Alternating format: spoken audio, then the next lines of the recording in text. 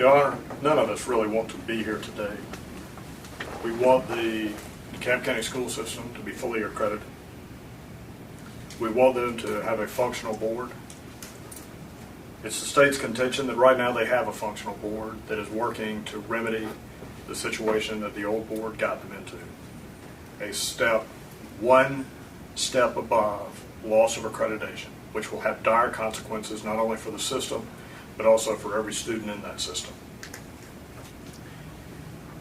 We're in a unique position under OCGA 20-2-73 where the board as an entity is removed, and then the individual board members petition to come back on.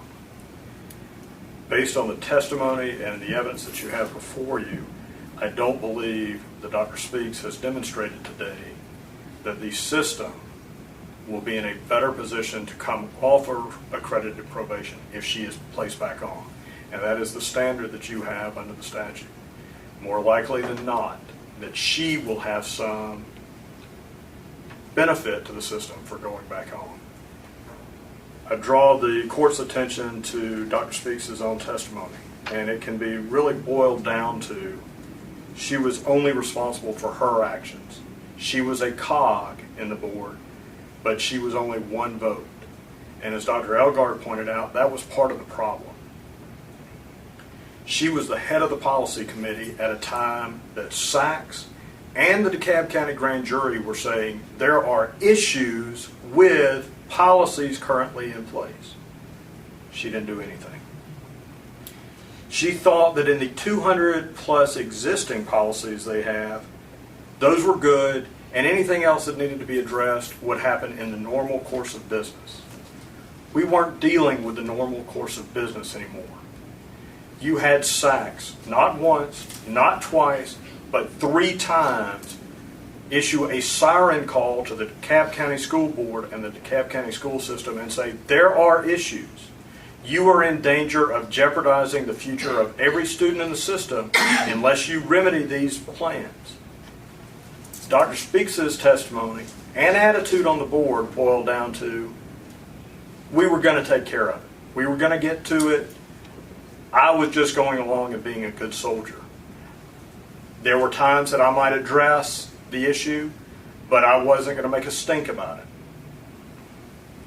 She was in a unique position as head of the standing committee, which SACS had criticized, but she was in a unique position as head of the standing committee on policy to do something about the specific policies that SACS said needed to be addressed. This wasn't some sort of ambiguous, SACS, you need to review your policies and determine if any need to be updated.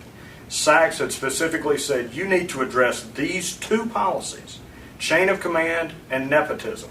You need to revise your chain of command policy. You need to implement a nepotism policy. The head, the chair of the policy committee, thought that it would be taken care of in the normal course of business. Those were her words. SACS and the grand jury identified systemic issues with the chain of command. Dr. Speaks said when she had the opportunity to go before the grand jury, where they had pointed questions for the members of the board, she didn't speak up. She said Dr. Walker was speaking for the board. If that's the case, then Dr. Walker's answers or non-answers to the grand jury become her own. When asked specifically, what were you doing to try to address the issues that SACS had identified? She said, I attended board meetings. I tried to be a good role model. I even gave some consideration to running for chair. Telling was, she didn't say, I drafted a policy. We began working on implementing policies.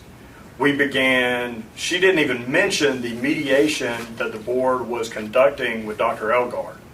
My takeaway from Dr. Speaks' testimony and Dr. Elgard's testimony was, Dr. Elgard wasted a year of his life, uncompensated, meeting with the DeKalb School Board, trying to help them remedy these issues, when the attitude of the DeKalb County School Board, including Dr. Speaks, was, we're doing fine.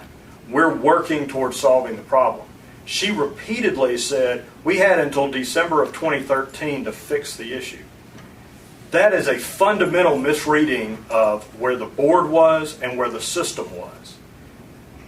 After the October report, Sachs placed the system on accredited probation. They said, we're going to come back in and reissue a follow-up report in December 2013 and see if you stay on accredited probation, if you improve and get off of accredited probation, or if you lose your accreditation. In effect, Dr. Speaks is standing there going, I know that the house is on fire, but it's not going to burn down until December 2013 at the earliest, so at some point I can go get a water bucket and start throwing it on the fire.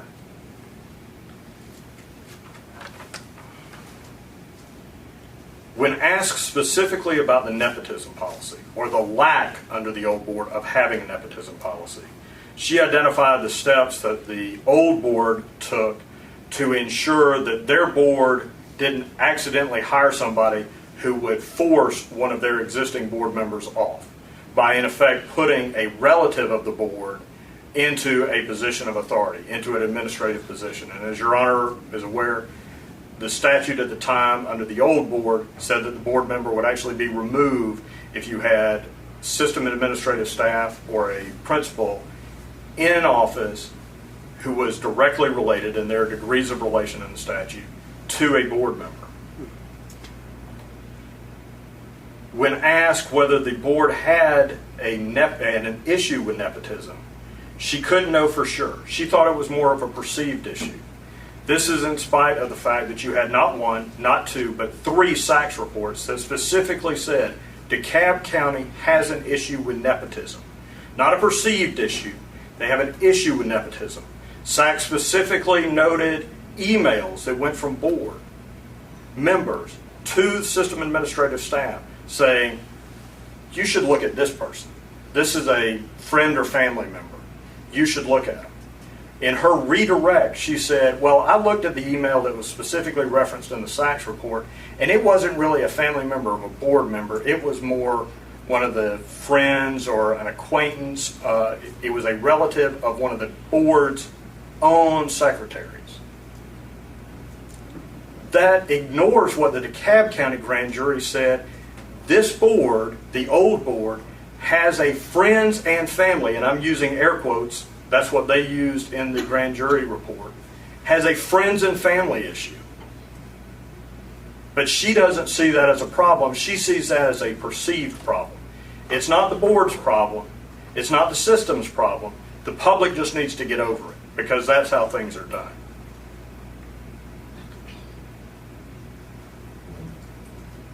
In closing, she made an analogy that I think is telling.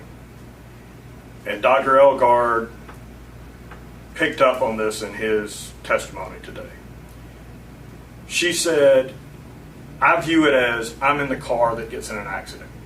I wasn't driving the car, I just was in the accident. That ignores what a Board of Education is. She's one of 9 hands on that steering wheel that drove into a tree. Dr. Elgard said, after a year of mediating with this board, he didn't talk in generalities. He didn't talk about what the board as a whole might say. He said, Dr. Speaks, you personally did not understand what was required of a board member. You didn't understand the issues that we were identifying. It directly follows that if we were to put Dr. Speaks back on the board, it would not only not help alleviate the situation, it would exacerbate the situation. Her next to last answer to a question on cross-examination from Mr. Bradbury, if Your Honor recommends putting her back on the board, what would she do? How would she conduct herself differently going forward? And her answer is telling. She would, quote, continue doing what I did before. Continuing to do what she did before that got the system placed not only on accredited advisement under her watch, but also accredited probation under her watch. And given that trajectory, if she continues doing what she did before, DeKalb County is looking at a loss of accreditation. Thank you, Your Honor. Thank you, Counsel. Dr. Speaks, this is your time. Your Honor, I have a doctorate degree in education, and I need to go back to school and get one in law so that I'm able to spin information the way that this gentleman has spun what I have said. I did not say that I was head of the policy committee when the district was placed on probation, because I wasn't. I said I was part of the policy committee, but I was not the head then. If the board was given till December 2013 to fix the issues of the required actions, never did I say that I was going to sit back or felt that we should sit back and not address anything until December 2013. I never said that. I just was stating that the board was given by Advanced Ed that time period to answer some of the, to answer all of the required actions. If Dr. Elgard, and he did say that he thought that I didn't recognize my role as a board member, why did he never tell me in all of the mediation sessions, in all of the opportunities that he had, even in his report? Why did he not ever once address that issue? He never did. I never knew he felt that way. I know now. So if I were to go back on the board, I would have that information that I did not previously have from Advanced Ed. Your Honor, I am guilty. Am I guilty of any of the accusations against board members as outlined in the Sachs report? Absolutely not. Am I guilty or even accused of being an unprofessional, unqualified, or ineffective board member? Absolutely not. Am I guilty of being a board member who was at the wrong place at the wrong time, which was at the time the DeKalb School District was placed on probation from Sachs? Unfortunately, guilty as charged. But not every Atlanta public school teacher or administrator is a test cheater, and not every IRS employee wastes taxpayer dollars. Solely being part of a group does not signify guilt. Does that mean that individuals or groups should not be scrutinized or even sanctioned when evidence, and that is the operative word here, evidence, warrants such action? Of course not. However, if there is no evidence against an individual, or if an individual has not been specifically accused of any wrongdoing, then that individual should not have to pay the price, whatever that collective price may be, just because they exist. I was swept out of my position on the board with a very broad brush, and that is just wrong. There is no evidence that my conduct or actions as an individual board member ever did or ever would jeopardize the accreditation of the school district. I believe I was unfairly suspended and became collateral damage. Now, is my continued service on the DeKalb Board of Education, to which I was elected, more likely than not to improve the ability of the DeKalb School District to retain its accreditation? I certainly believe so, but that question is most subjective, and I really don't know how to answer it. With all due respect, Judge Wood, is the judicial system better off because you sit on the bench, or is the Attorney General's office better off because Ms. Colangelo is part of the staff? How can you measure that? I just know, and others would attest, because remember, I was voted into the office twice, in 2009 and again in 2012, that I am worthy of holding and maintaining my seat on the DeKalb Board of Education until my term expires in 2014. Thank you. Thank you, Dr.